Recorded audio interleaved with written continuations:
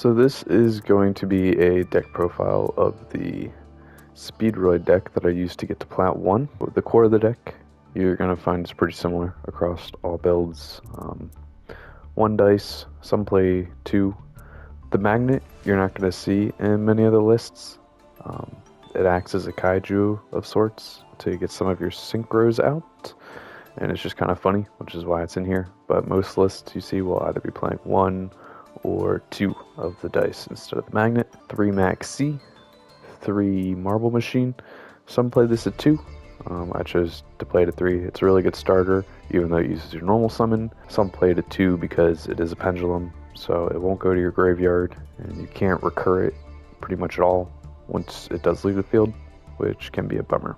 1 Terror Top, of course. 3 Tack, of course. 2 Duke. Some play this at 3, but you really don't want to see this in your hand at all. You want it in the graveyard pretty much as soon as possible so that you can use this effect to recycle a different tuner. 2 Ash, 3 Car Turbo, 2 Ultra Hound, which is one of the new cards. On normal summon, it dumps something directly from deck, so that's a pretty good way to get Duke out of the deck and into the graveyard. 2 Yo-Yo. Most lists I see only play this at 1. I like it at 2. I use the extra normal summon effect of Rubber Band Shooter a lot, and it's just good to have another one of these once you go through it. 1 Piper, another new card. You only ever need one of this. It gets you some excavates and pretty much a draw, and you can draw anything. It doesn't restrict you to just Speedroids, which is really nice.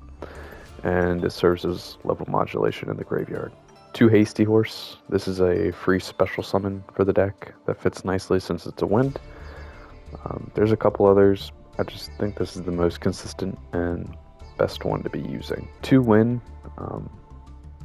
You could play Speedroid Scratch, which is another new card, but the key difference is Scratch requires you to discard a Speedroid card, whereas Win you can discard any monster. It's a little easier to use, but you can really play either, honestly. If you're only playing Speedroid monsters, then it makes no difference, honestly. 1 Raigeki, 1 Feather Duster, 3 Speed Recovery. You always want to be playing this at 3. It's non-once per turn reborn and an add to hand on the next turn after you use it. So always at 3. 2 Called By, 3 Wheel, and 2 Imperm. Extra deck. I'm only playing 13 because of Banquet. You definitely want 15 in the extra deck, no doubt about it. Playing with 13 is kind of like playing on hard mode, but it's kind of worth it for the free wins that you would get against Banquet. 1 Cork Shooter, 1 Chanbara, 1 Higuita, 1 Charge Warrior, Clear Wing, Crystal Wing, Kite Drake, Stellar Wind, Crystal Clear Wing, a Baron, Clear Wing Rider, Clear Wing Fast Dragon, and a Rubber Band Shooter. This one's a little weird. Most lists, if they're playing a 9, you see will be playing Shinshin.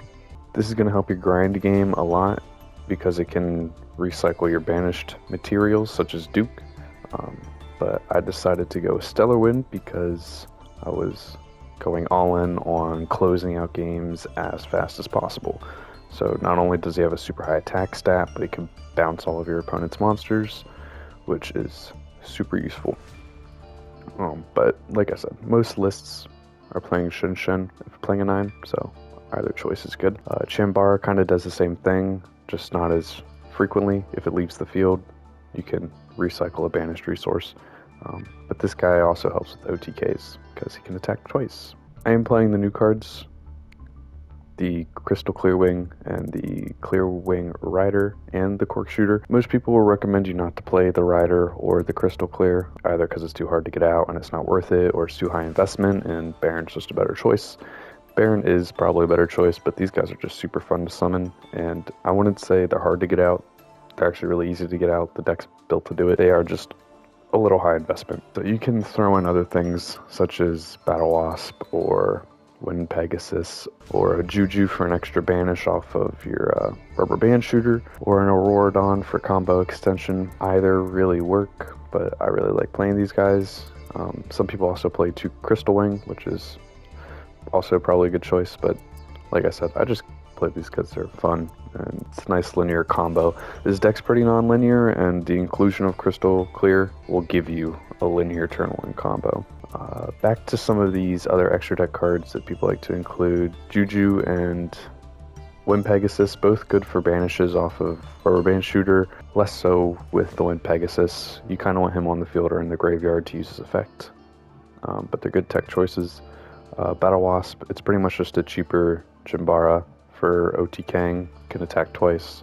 Auroradon deck works good with Auroradon. I just choose not to play it because if you use Rubber Band Shooter's effect to extra normal summon, you can only synchro summon, and I use that effect. I find myself using that effect way too often. Rubber Band Plane, also a good choice. It's just not in here because I found that 2 Hasty Horse was plenty, but this guy's a really good inclusion. It just gives you another name to go into, and something that hit off Speedroid Wheel, which I actually didn't talk about earlier. The card's also really awesome. As long as you hit the dice roll correctly, it is a bit random.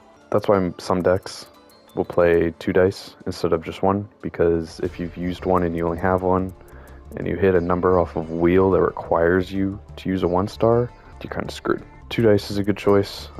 Also, for the same reason with the Rubber Band Plane, it is a little bit bricky if you happen to have a hand with no normal summons, because this guy isn't a normal summon. You're pretty much only ever going to be special summoning him with his effect. Some Psychics can also be put into this deck pretty easily. Nian Nian and this Gusto card. If you are playing either of those 2, you're going to want to be using Emergency Teleport. You don't ever really want to be using your normal summon on these guys. You always want to be special summoning them, but they are good resource recurrent. There are some good tech choices.